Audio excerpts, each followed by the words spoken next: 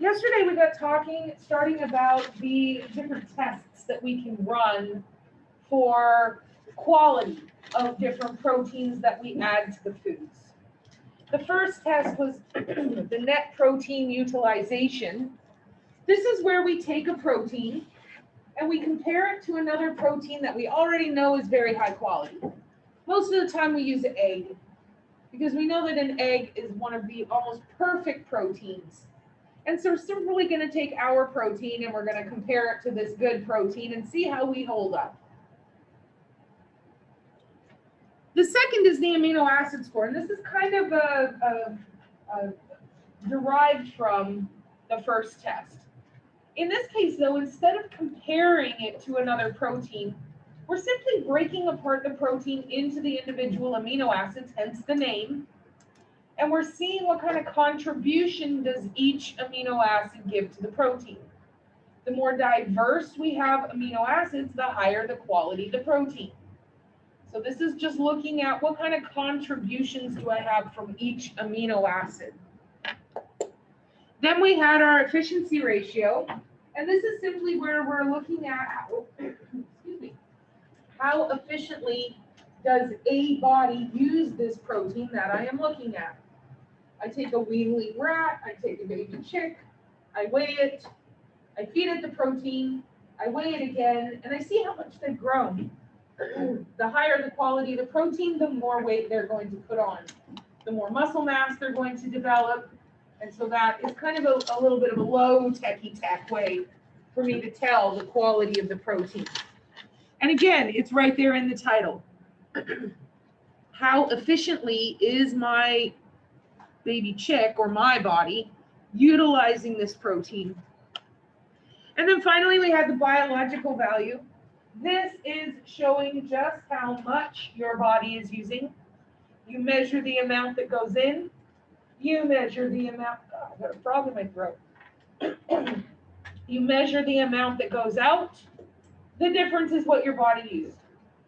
So if the amount that's coming out is very close to the amount that's going in, my body didn't use very much of that protein.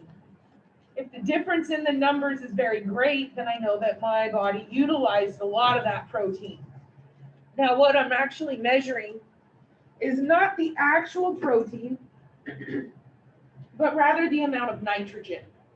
Most proteins have an average of 16% nitrogen. And so I can get a pretty good guesstimation as to how much of the protein based on how much nitrogen.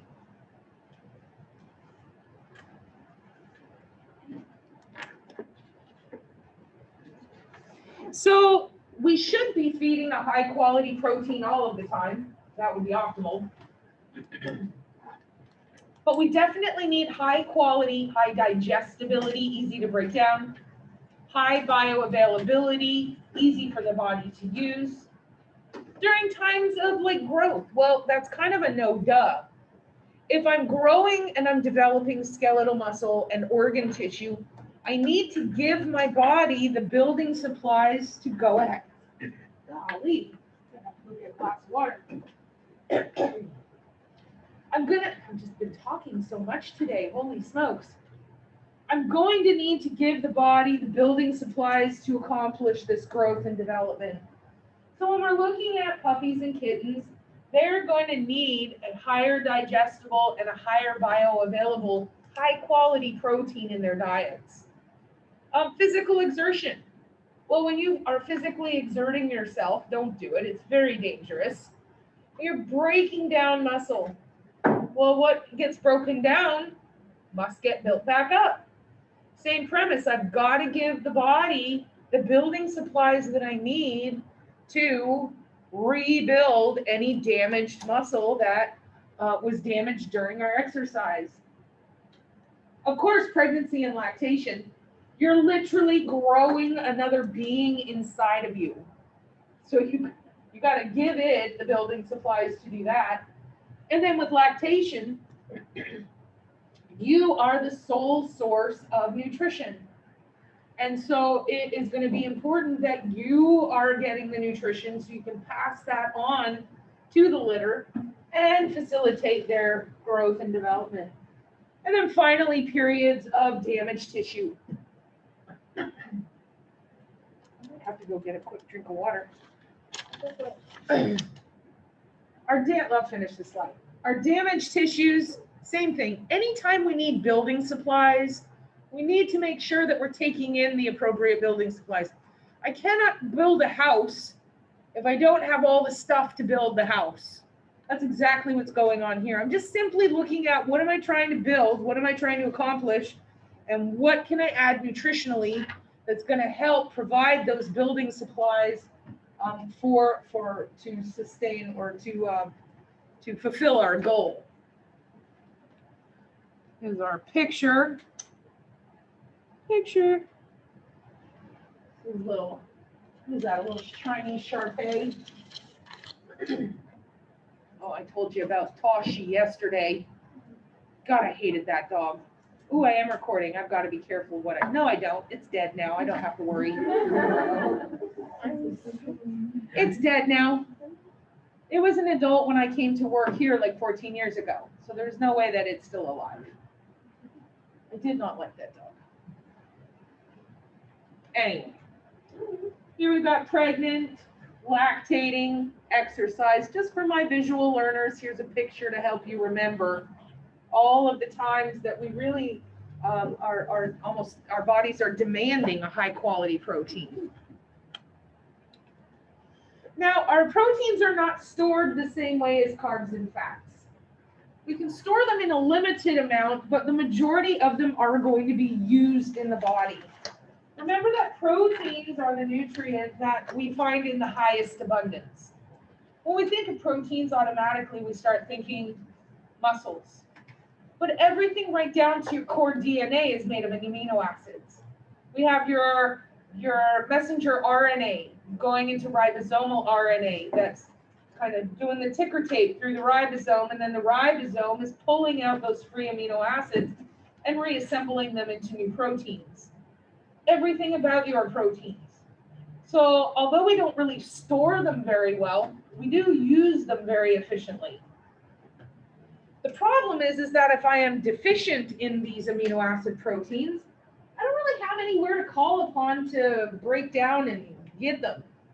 If I don't have carbohydrates or fats, I can break down my adipose tissue. Bob's your uncle, you get the energy you need. Protein, not so much.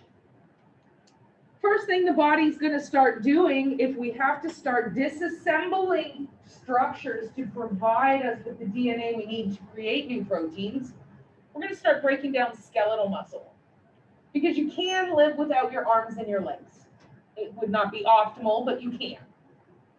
Next, it's going to start breaking down your smooth muscle. And then at the very final, it's going to start breaking down your cardiac muscle. And then what happens? Yeah, then you die. Then you're not going to be surviving. So it is imperative that we take in new proteins from outside sources. The external gluconeogenesis.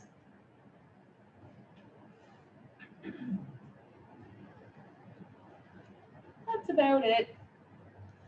If you've ever seen those emaciated animals, I think I showed you the picture yesterday. One of the first things we're going to see is a wasting of the skeletal muscle. You're going to start to see the bones poking out through the skin. You're going to see the femur poking out through what should be the quadriceps. You're going to see the scapula poking out from that shoulder muscle, that infra and supra scapular muscle. So the first thing we're going to see go is all of that skeletal muscle. We're even going to start to see, if you've ever seen a terribly emaciated dog, oh Lord, you'll never forget it. It is so sad. So don't we all? Oh my gosh. They'll even start getting hollows above their eyes, like they'll have a divot right here. The last skeletal muscle to go are these, the masseter muscles. Why are these the last to go? Because we need them to chew. That was kind of our rule of thumb. If the masseters are still intact, the dog is probably savable. But if you don't have any masseters, you're probably looking at irreparable organ damage. and the dog may not be savable. I have a question. Yes. The last sentence on this slide, the breakdown of circulating, the last word, Gluconeogenesis. that's when we get proteins within ourselves.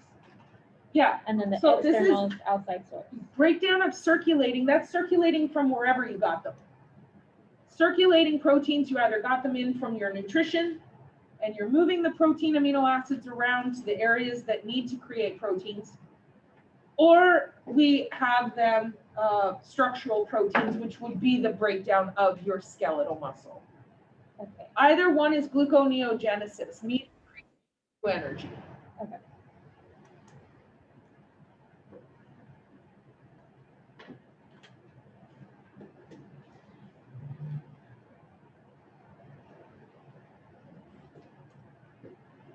Give you guys a minute.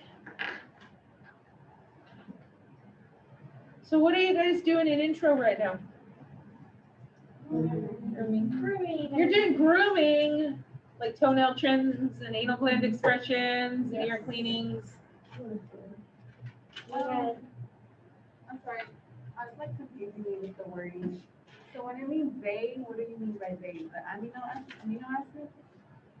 When I say what? Like they are not stored in the body like that.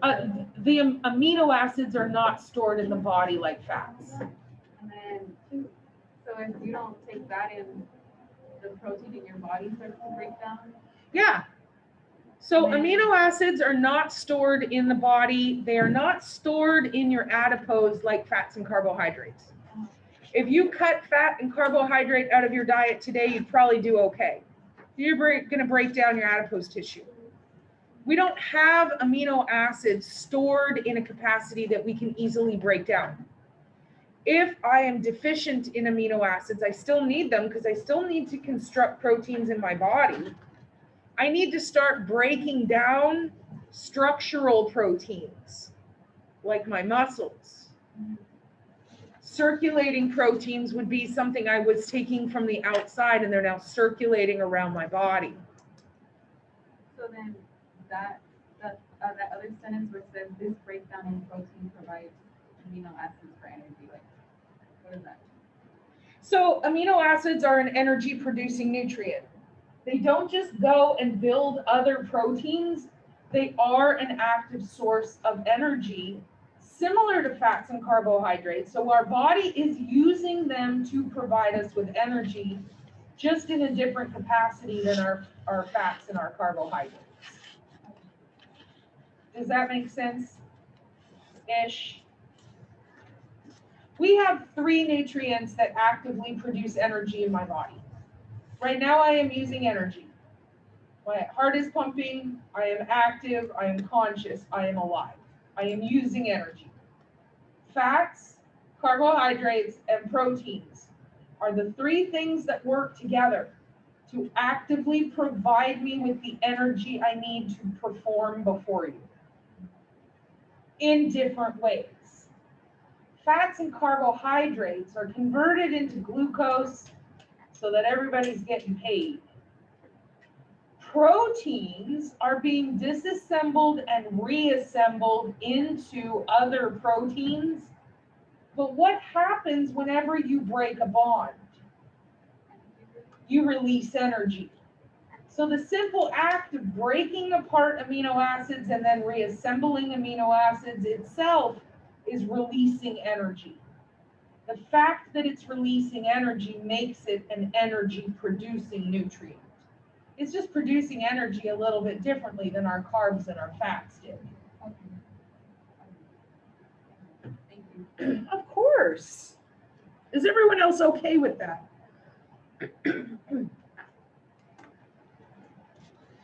Here was our poor emaciated dog. We have decrease in muscle mass. Well, we've broken down all our skeletal muscle.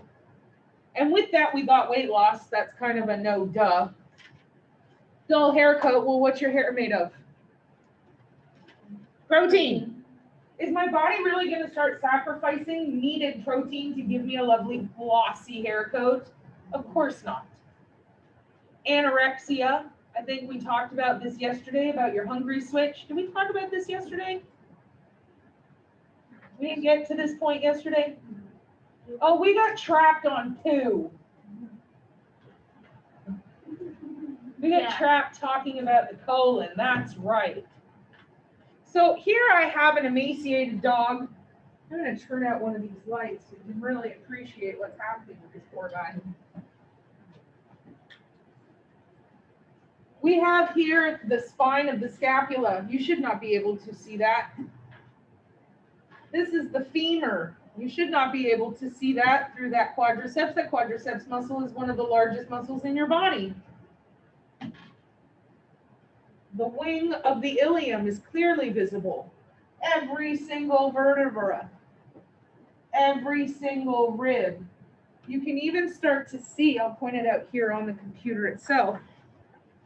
You can really start to see we're getting those hollows, especially right here. Do you see the hollow over the eye? And then the last thing to go is those masseter muscles. So because we've broken down all the skeletal muscle and we're going to start working now on breaking down our smooth muscle, what do you think the first thing I'm going to want to do with this dog is? What kind of treatment or testing am I going to want to do? I'm going to want to check all his organ function because he's obviously broken down all his skeletal muscle, right? We still need amino acids. Our insides are still producing new proteins. We need to break down the amino acids to accomplish that. We've depleted our resource in the skeletal muscle. Now we're going to start breaking down smooth muscle. Well, what makes up smooth muscle? Or what does smooth muscle make up? Your organs.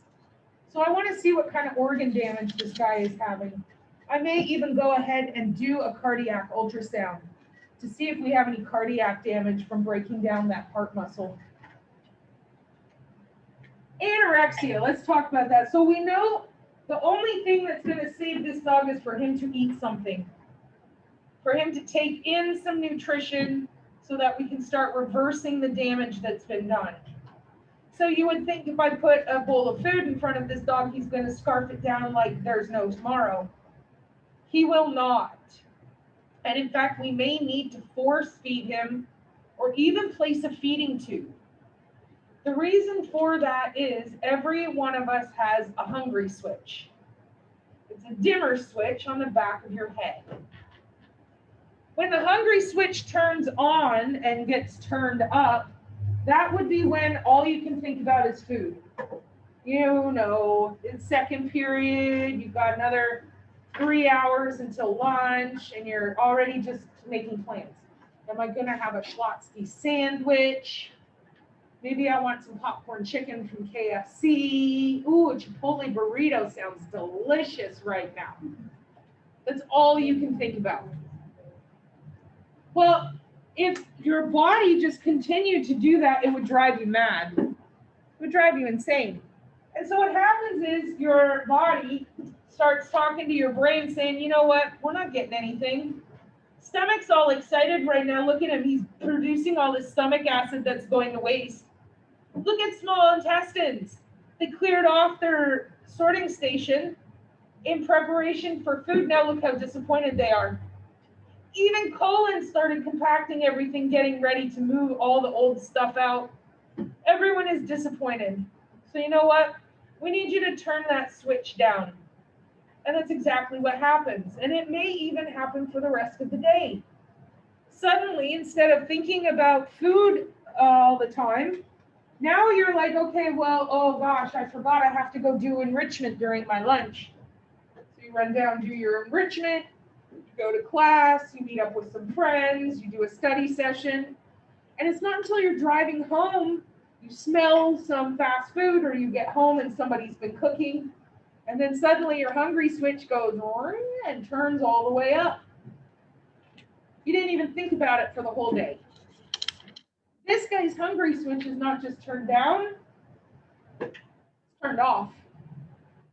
And so this guy's body is telling it, no, we're not getting disappointed again. You fooled us too many times and made us think that we were getting something, and then we did not get something. And so this dog is going to physically turn away from any food. The other thing is, this dog has obviously been starved for quite some time. This is not, oh my God, he was fine yesterday. Oh my God, he looked normal yesterday. No, this is an animal who's been starved over weeks or even months, which means that everything is flaccid. The stomach has to remember how to produce stomach acid. The small intestines have to remember how to do their job, and their peristaltic contraction is going to be super weak. Because what happens to muscles if you don't use them? You lose them. Same thing inside. If I don't use my arms, I end up with these very spaghetti arms that can't even lift a pencil. I'm going to have to reteach myself how to lift. The same thing with my intestines. They have the peristalsis. It's not going to be very strong. So I'm going to have to gear them up and work them out. It may just be a case of you get some canned food and you just wipe it inside their mouth, and the act of them licking it off the roof of their mouth will be enough to turn that hungry switch back on. But in some cases, we may need to put in a feeding tube, and we may start having to provide a special type of nutrition until their function is back to the point where they can take enteral, meaning by mouth nutrition, per os nutrition. Immunodeficiency. Well, this guy, does he look like he is going to be fighting off any viruses or bacteria? No. Remember, our immunity, Groot, when he comes in contact with a stranger danger, he writes out a card. But what was the pen made of that he's writing the card out with? Protein. Protein. It's protein pen. Without protein, he can't create a memory, which means you have no antibodies, which means you have no protection. Poor mentation. Well, yeah, obviously, is this dog going to be learning any new tricks anytime soon? No, he's not. Generalized edema. Okay, so somebody tell me what edema is. Well, you guys are sleepy. Do we need to talk about poo again to wake you up? Edema swelling, excessive fluids. Nice, Zoomer. Edema is swelling due to fluid accumulation in the tissue. Let's find out why, shall we? Absolutely. Yes, Ms. Huff, let's do it. Thank you, random student. He said it was the swelling of excessive fluids. Swelling due to fluid accumulation within the tissue.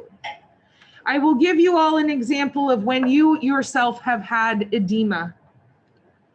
Have you ever been, probably pre-COVID, you ever been on a long plane ride or a long car ride? And you take your, hopefully you're not doing this on the plane, because if you are that person, I'm gonna spork you in the face. You take your shoes off. And no, hard no, don't do it. Wear loose shoes to begin with. But what happens to your feet?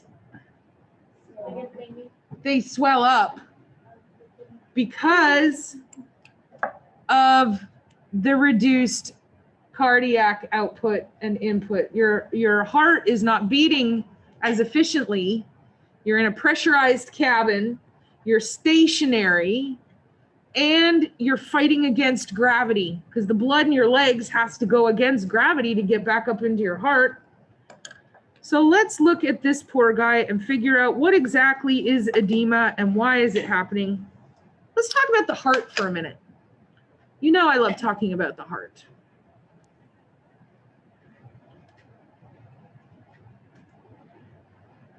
We've all seen this. I have blood returning from the body. I have blood leaving. I have blood returning. I have blood leaving, right? Blood is returning from the body via this blood vessel, which is what? The vena cava. All right, so think to that picture of that dog. We've broken down all the skeletal muscle. We probably started breaking down the organ. Is a possibility that we've already started breaking down cardiac muscle. So is the heart pumping as efficiently as it once did? No. So let's look at the right side of the heart first. The right side of the heart is not pumping as strong or as fast. Is it moving the same amount of blood as it once did? No. Now, think of the vena cava and every blood vessel, which is literally every vein in your body, a highway. So if you get on 290 about 4 o'clock on a Thursday, how fast are you going? Pretty good. Oh, no. Pre-COVID, 290. Nowhere. Yeah, you're going nowhere fast. You get on any major highway in Houston at rush hour and you're blocked up. And so what happens is the same thing here. The right side of the heart is not pumping as efficiently, which means that blood is not moving into the heart as efficiently. And we get a traffic jam. Well, the longer that blood stays in a blood vessel, the more chance there is that the fluid portion, we're not bleeding, the fluid portion leaks out of the blood and into the tissue. And then gravity works. It settles to the lowest part of your body. So when you're experiencing right-sided heart failure, you're going to get swelling in your tissue because of the traffic jam. Blood is not moving efficiently. And in some cases, this edema, I could take my hand and I could squeeze that animal's leg like this and then let it up, and you would see my fingerprints, just as if I had taken like pizza dough and squeezed it. The left side of the heart has a little bit of a different outcome, but all we got to look at is where is the traffic jam. So when the left side of the heart does not work, where do we see the traffic jam? On the blood returning from the lungs, right? I have a bunch of little cars right here. They're all waiting to enter the left side of the heart, but the left side of the heart is moving far less cars than what it normally did. So we get a backup. Well, once again, we have fluid leaking out into the lungs. And this is a condition known as pulmonary effusion, fluid accumulating in the lungs. Back about 5 years ago, my dad had an aortic valve that failed. What side of the heart is the aortic valve? The left side of the heart. So because the left side of the heart was not pumping, was he getting fluid in his body or in his lungs? Where was the traffic jam? In his lungs. And he started getting fluid accumulating in the lungs. And after he had his aortic valve replacement, he did get an aortic valve replacement.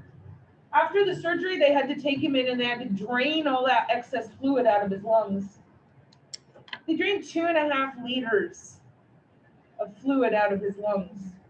Liter, think of a liter bottle of soda. And now 2.5 of those is what they drained out of him in one sitting.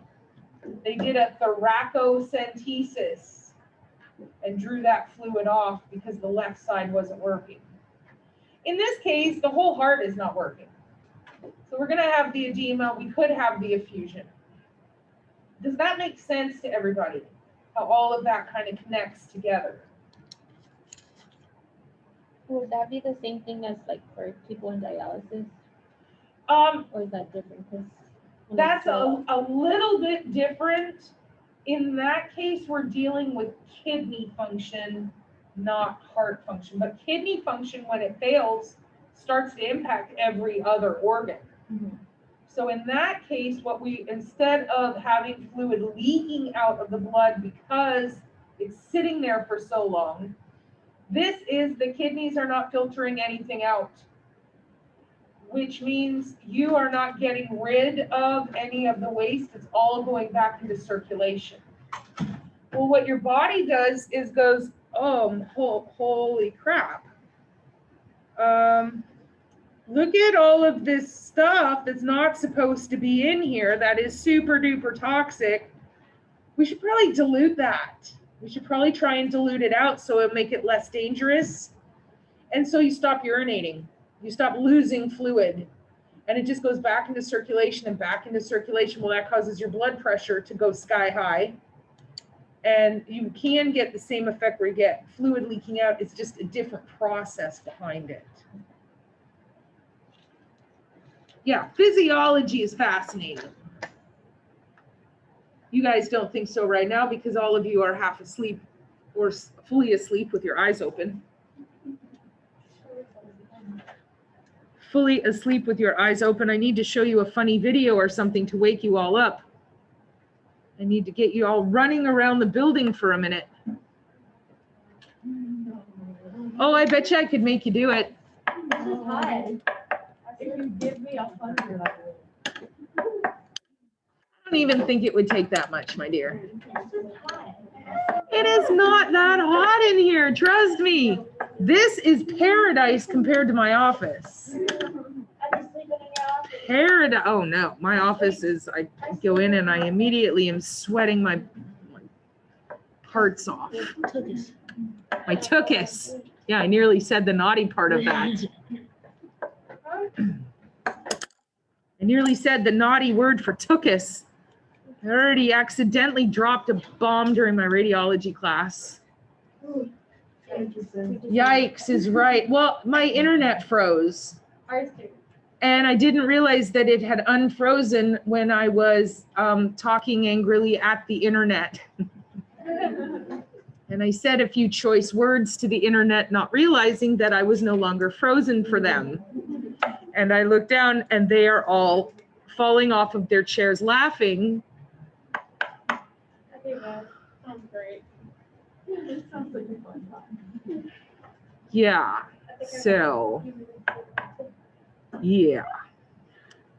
Anyway, so that's edema. And then once we go through all of that, eventually you're going to starve to death. Your heart will stop functioning, your heart will stop beating, and you will die.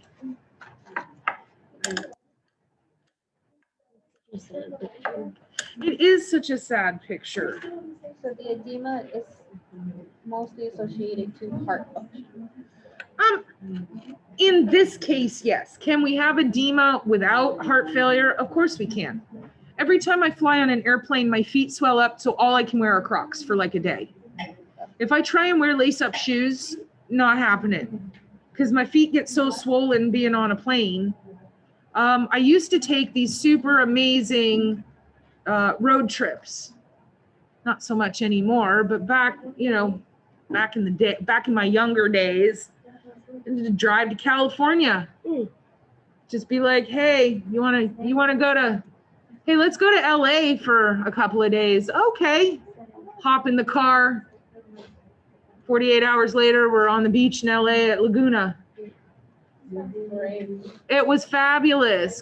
We drove to Sacramento a bunch of times, which is a beautiful drive. Beautiful.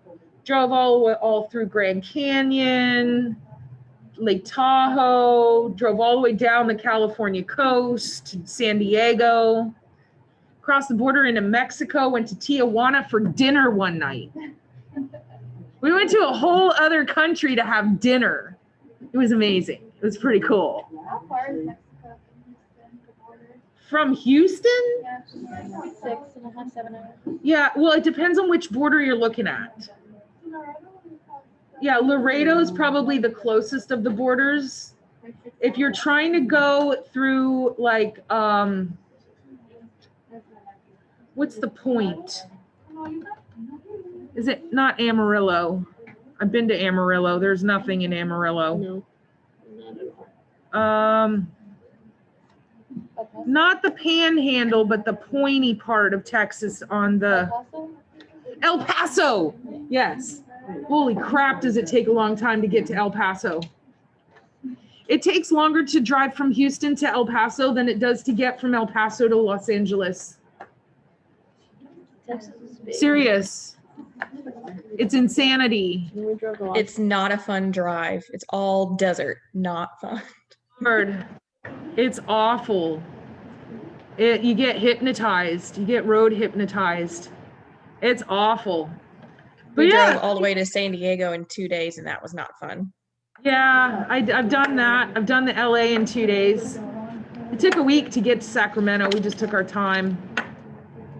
But guess what happened to my feet like 2 hours into the road trip? Couldn't wear shoes anymore because my feet were so darn swollen. Right? Right? Same thing. Now, for me, you could go on a 3-day road trip and not have an issue at all whatsoever. Me, I already have of course I do. I have a pre-existing heart condition. So my heart already doesn't beat normally. And so when I go flying, you're in the pressurized cabin, right? My body is now fighting gravity and fighting pressure inside the cabin. And so I don't circulate very well at all. And that is the thing I just told you about, where now the fluid is leaking out of my tissues, but gravity works. So it's all settling to the lowest part of my body, which happens to be my feet and my lower legs. Sometimes even my fingers will get a little bit swollen. And I have these little chubby sausage fingers. I'll have to take my rings off because they'll be biting into my fingers. That explains it. Right? I'm always taking my rings off, sometimes hearing that. Yeah. They feel, Crack. I thought it was a no, no. What is that? There was a crack on her screen. She was showing me one of the slides, and I thought it was a hair. Oh. So yeah, so that's edema. So when your ears pop, that is, again, pressure. So here we're on a whole other anatomy tangent, but that's okay. I'll answer this and then we'll go on to the next because this is what wakes you guys up. Inside your ear. So here's, oops.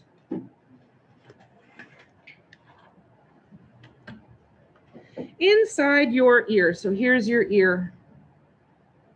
Here you have your external ear canal, your middle ear canal, your inner ear canal. You have a membrane right here, and then you have 3 little bones. And those 3 little bones are what clack together with the vibrations. But when you are in the pressurized airplane, what ends up happening is you build pressure up in here. And then you don't hear anything. Because if you think about, like, I have 3 little pebbles in a balloon. The balloon is empty and the pebbles are able to clack against each other. But what happens if I put water in the balloon or I put air in the balloon? They can't clack anymore, can they? I've built pressure up and that's why it gets muffled. But what I can do is I can plug my nose and, oh my God, it hurts like crazy because what you're doing is blowing that pressure past this membrane. You got to be really careful because you can blow out your eardrum. But what that does is releases the pressure and now allows the bones to normally clack together. And that's what gives you the muffly ears when you are going up and down. Anatomy.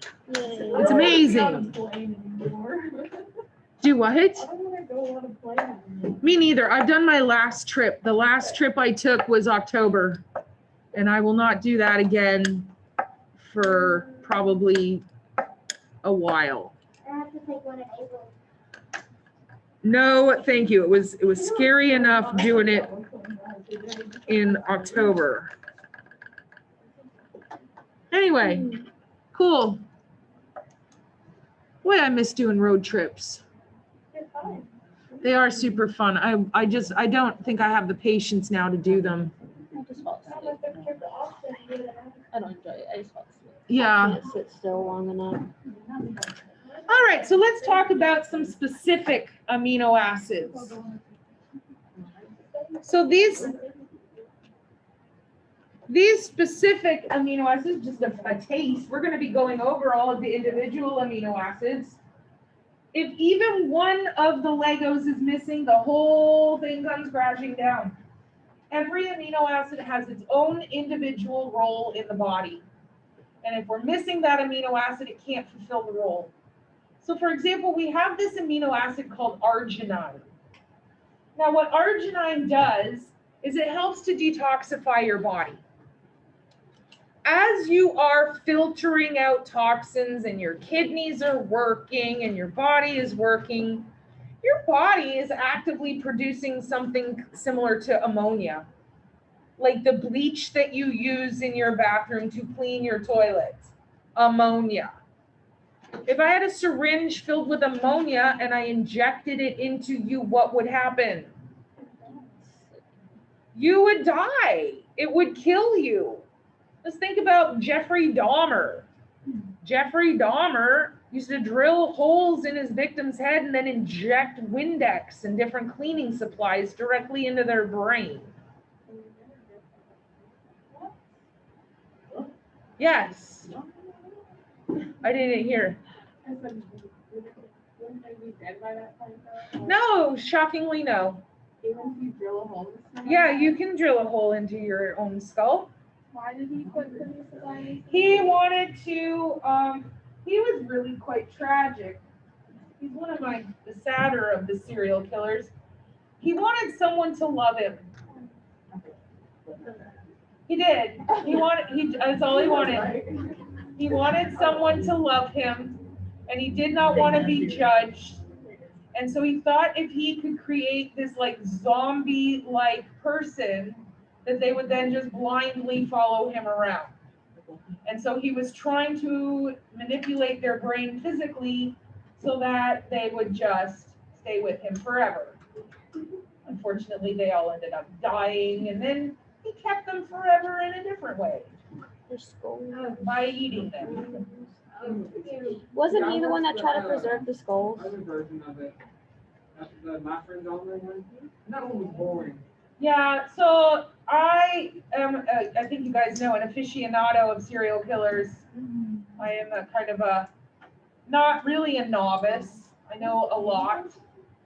So the real story, like all of this stupid BS dramatizations,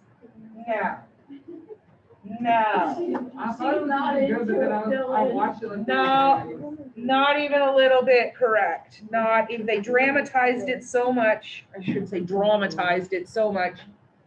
Hard no. I have gone on the deep dive into Dahmer. I know everything there is to know about that guy. Dramatizations don't do jack for him. So did you watch? Didn't he try to preserve bones, like their skulls? Like he wanted the perfect Yeah, skull? he made a whole altar with skulls and other parts. Sorry, Did you watch the Hannibal on Netflix? I actually liked that one. I liked the first season. I was gonna watch it, but I didn't know if it was. The first season was fabulous. The second season, I lost interest.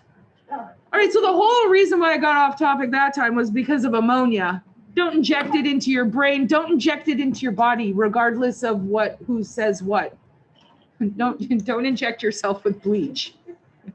Is that the reason why the urine in males smells so much? Yes, so male cats have a very high ammonia content to their urine.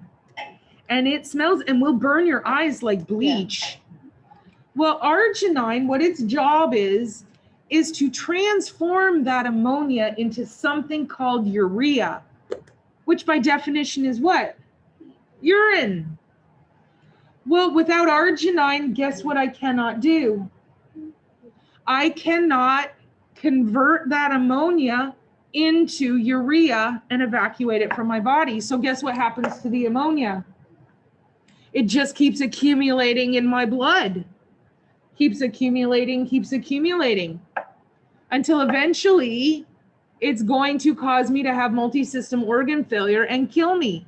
It is a blood chemistry that we use called the blood urea nitrogen. We want to see how effective is your body at converting this into urea.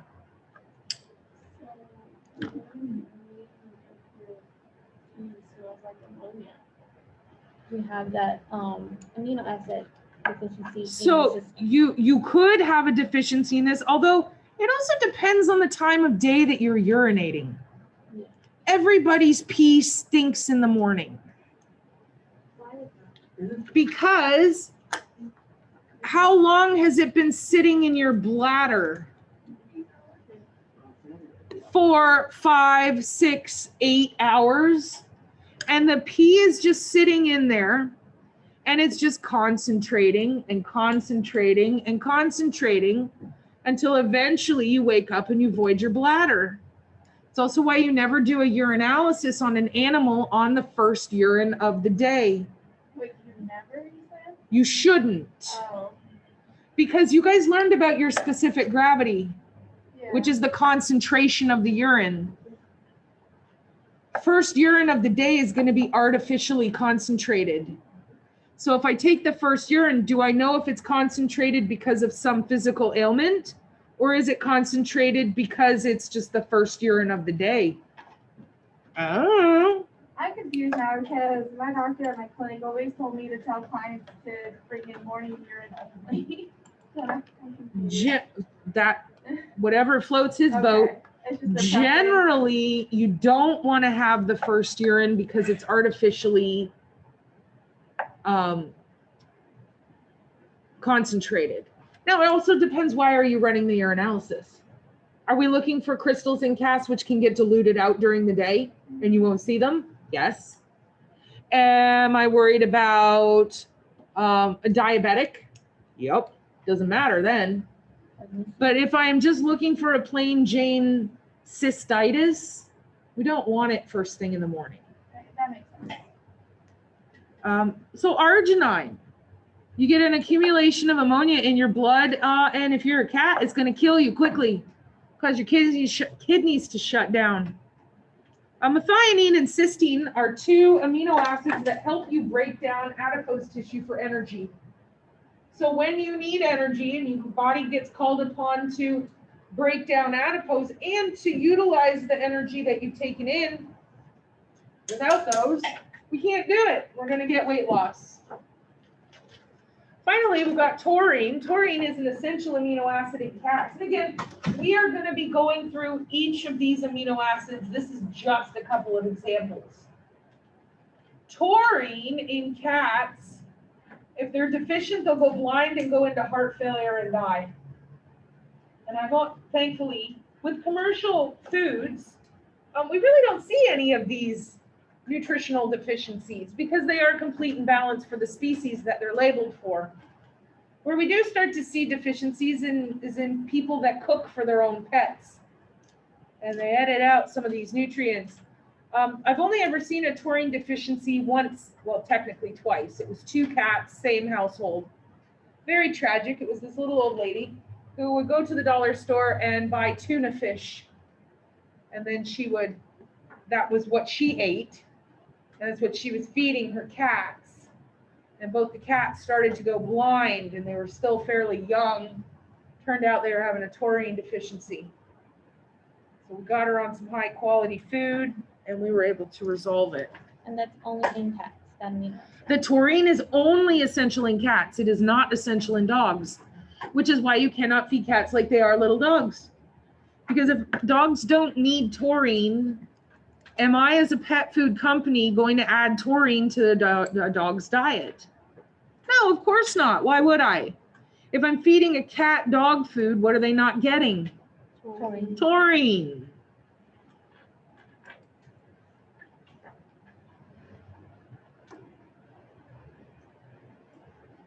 Give you guys a minute. You're all furiously writing. Is everybody good? All right, this is not information that I think I've shared before. On average, the recommended adult canine protein intake is 2 grams per every 10 kilograms of body weight. For cats, these are adult cats, 3 to 4 grams per 1 kilogram of body weight. You can see that cats have a much significantly higher protein intake requirement than dogs. My next question is, does everyone know how to convert pounds into kilograms? Nope. No, not at all. There are He times two- it by 2.2. Thank you. This is something that you guys are going to need to know, and I'm going to introduce it to you right now, and I'm going to reintroduce it to you every day. There are 2.2 pounds for every 1 kilogram. The big problem with, well, one of the big problems with America is it's the only country left on the planet that still uses the imperial measurement system.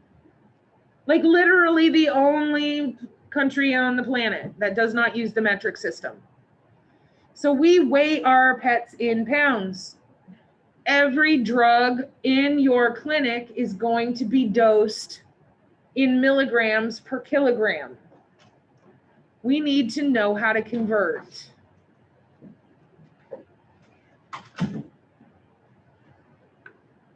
So if we're going from pounds to kilograms, you're going to divide. If you're going from kilograms to pounds, you're going to multiply. 2.2. Is this slide on the I don't believe so. It was on the PowerPoint that was on my website, but for some reason is not on the PowerPoint that is on the Moodle. So you may have to write down this information. DMB, the terminology for that is on a dry matter basis. Sometimes what we need to do is mathematically remove the water to compare foods of different water content. If I want to compare a canned food to a dry food as far as the nutrients, the first thing I need to do is remove the water. Now, I'm not doing that physically. I can do it mathematically. But once I mathematically remove the water, it's known as the dry matter basis. It's just quite literally every other nutrient other than water. As fed is the food as it comes out of the bag. And then ME is a metabolizable energy. This is how much of this nutrient or nutrients is the animal actively going to use.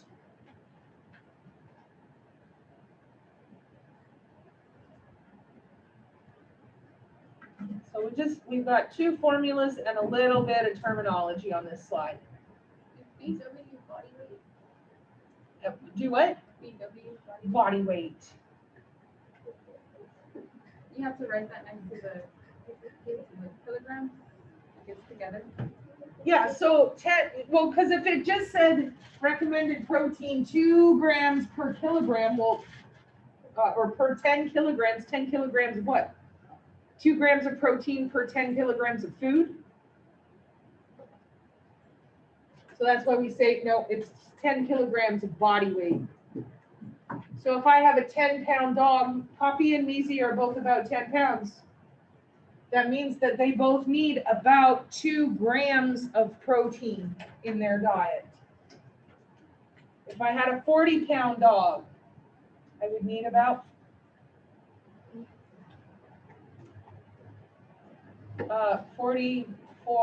8 milligrams, sorry, or 8 grams of protein in their diet. And then our cats is much, much higher. Theirs is 3 to 4 grams per kilogram of body weight. But we do have to list body weight because otherwise we have no idea what the second measurement's referring to. Why is it 3 to 4? Why is the cat 3 to 4? The cats are so much higher because they're obligate carnivores, and there are amino acids they can only get from animal-based protein that they need to sustain themselves and stay alive. So that's why there are other amino acids that can be provided by plant material. Dogs are omnivores, people are omnivores. There are amino acids that my human body can get from plants and others that we have to get from animals. Cats have to get them all from animals. They can't synthesize or create anything from plant material. So because they are obligated to eat the animal tissue, their protein intake has to be that much higher.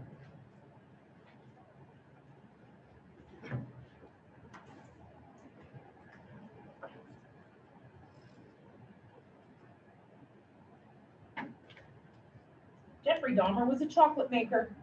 Huh.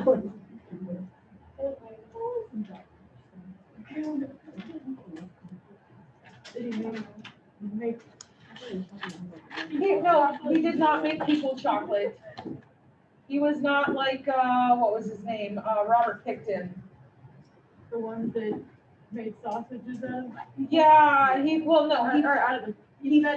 fed the people to the pigs and then made the sausage out of the pigs and then sold it to the butcher shop.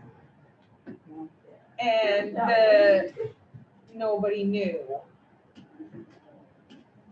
He was a cheeky monkey. I didn't get any of that. What? Have you seen the new documentary about Richard Ramirez on Netflix? I have not seen that one yet. I'm pacing myself because I know a little bit about him too. I listen to this fabulous podcast that does these amazing deep dive. They call them deep dives, where they do just the most phenomenal research and all the backstory. And so, yeah, Ramirez was just truly, I mean, when you look at like Dahmer, even John Wayne Gacy, BTK was just a douche. Dennis Rader, he was just a big jerk face. But there's always something very tragic in the backstory. Ramirez was just an evil, evil person. He had no abusive parents. He was adopted. He had no abusive parents. We don't believe he had a head injury, which is also kind of a commonality. You get frontal lobe head injury, which can lead up to becoming a serial killer. He was just an evil person who wanted to kill other people in the most horrific way possible.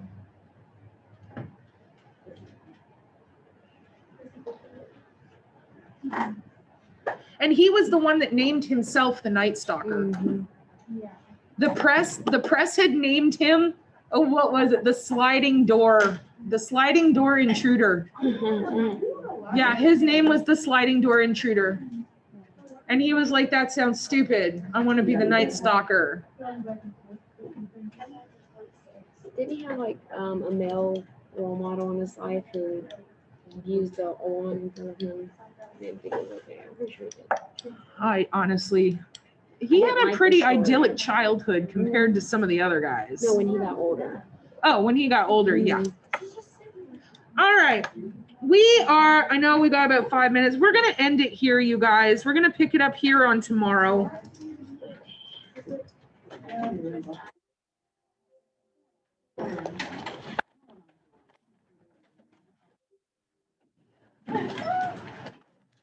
Yeah, we're going to pick it up here